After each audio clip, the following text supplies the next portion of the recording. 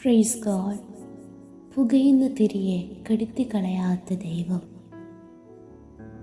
നമ്മുടെ ജീവിതത്തിൽ നാം എപ്പോഴും വേദനിച്ച് പുകഞ്ഞ് അങ്ങനെ തന്നെ അവസാനിക്കുവാൻ ദൈവം അനുവദിക്കുകയില്ല. നിശ്ചയമായ കർത്താവ് നമ്മുടെ ദീപത്തെ കത്തിക്കും, നമ്മുടെ അന്ധകാരത്തെ പ്രകാശമാക്കും, നമ്മുടെ ദുഃഖങ്ങളെ സന്തോഷമായി മാറ്റും. നമ്മോട് ഓരോരുത്തരോടും പറഞ്ഞ വാഗ്ദത്തങ്ങളെ നിവർത്തിക്കുക തന്നെ ചെയ്യും. എന്നെ ശ്രവിക്കുന്ന എല്ലാ പ്രിയ ദൈവമക്കൾക്കും യേശു ക്രിസ്തുവിൻ്റെ നിസ്തുല്യ നാമത്തിലുള്ള എൻ്റെ സ്നേഹവന്ദനങ്ങൾ. ഈ പ്രഭാതത്തിലും അല്പസമയ ചിന്തയ്ക്ക് ആധാരമായി 18-ാം സങ്കീർത്തനങ്ങൾ അതിൻ്റെ 28-ാം വചനം നമുക്ക് വായിക്കും. നീ എൻ്റെ ദീപത്തെ കത്തിക്കും, എൻ്റെ ദൈവമായ യഹോവ എൻ്റെ അന്ധകാരത്തെ പ്രകാശമാക്കും. നമുക്ക് ഇവർക്കും സുപരിചിതമായൊരു വേദവാക്യമാണിത്.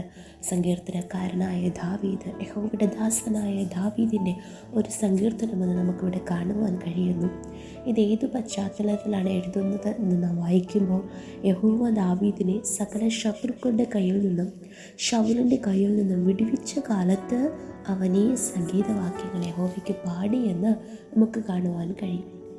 അതെ, ഏത് ശത്രുക്കൾ, ഏത് വിധമായ ശത്രുക്കൾ നമുക്ക് വിരോധമായി എഴുന്നേറ്റാലും ആ സകല ശത്രുക്കളുടെ കയ്യിൽ നിന്നും, ആമേൻ സ്തോത്രം, ഇവിടെ ശൗൽ രാജാവിൻ്റെ കയ്യിൽ നിന്നും ദൈവം ദാവീദിനെ വിടുവിച്ചുവെങ്കിൽ നമ്മെയും എരിയുന്ന തീച്ചൂളയിൽ നിന്നും രാജാവായ നെബൂഖദ്നേസറിൻ്റെ കയ്യിൽ നിന്നും ശദ്രക്, മേശക്, അബേദ്നെഗോവിനെ രക്ഷിച്ച കർത്താവ് നമ്മെയും വിടുവിക്കും. Praise God.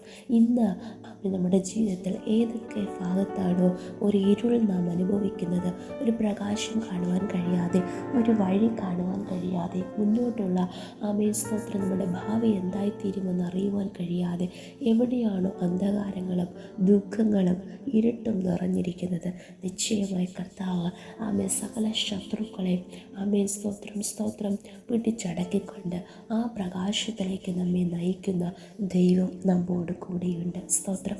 ആ ദൈവത്തിൻ്റെ കരങ്ങളിൽ നമ്മെ തന്നെ പൂർണ്ണമായി സമർപ്പിക്കുമ്പോൾ കർത്താവ് നമ്മുടെ ദീപത്തെ കത്തിക്കും. നമുക്കറിയാം, നോഹയുടെ കാലത്ത് യഹോവയാണ് വാതിലടച്ചത്. പെട്ടകത്തിൻ്റെ വാതിൽ യഹോവ അടച്ചതുകൊണ്ട് യാതൊരു ആമേൻ സ്തോത്രം സ്തോത്രം പെരുവെള്ളത്തിനോ യാതൊരു മാനുഷിക ശക്തികൾക്കോ കാറ്റിനോ ഭൂമിയിലുള്ള യാതൊന്നിനും ആ വാതിലിനെ തുറക്കുവാൻ കഴിഞ്ഞില്ല. സ്തോത്രം.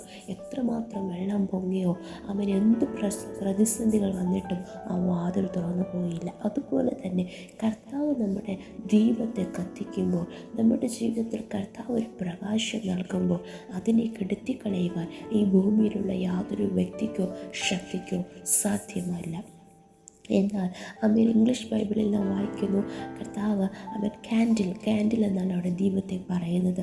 ഒരു മെഴുകുതിരി നമുക്ക് എല്ലാവർക്കും അറിയാം, അത് കത്തിക്കൊണ്ടിരിക്കുമ്പോൾ അതിൻ്റെ പുറമേയുള്ള ഭാഗം ഉരുകിക്കൊണ്ടിരിക്കും. എന്നാൽ അകത്തുനിന്ന് ഒരു തിരിനാളം പുറത്തു വന്ന് അനേകർക്ക് അത് പ്രകാശം നൽകിക്കൊണ്ടിരിക്കുന്നത് പോലെ ചിലപ്പോൾ നമ്മുടെ ജീവിതത്തിൽ, നമ്മുടെ ശരീരത്തിൽ, നമ്മുടെ കുടുംബത്തിൽ ചില പ്രതിസന്ധികൾ, ചില കഷ്ടതകൾ, ചില ശോധനകൾ വന്ന് ആമേൻ സ്തോത്രം സ്തോത്രം നാം തകർന്നു പോകുന്നു, നാം ഇല്ലാതെയായി പോകുന്നു എന്ന് നാം തോന്നത്തക്ക രീതിയിൽ ചില പ്രതിസന്ധികൾ കടന്നു വരാം.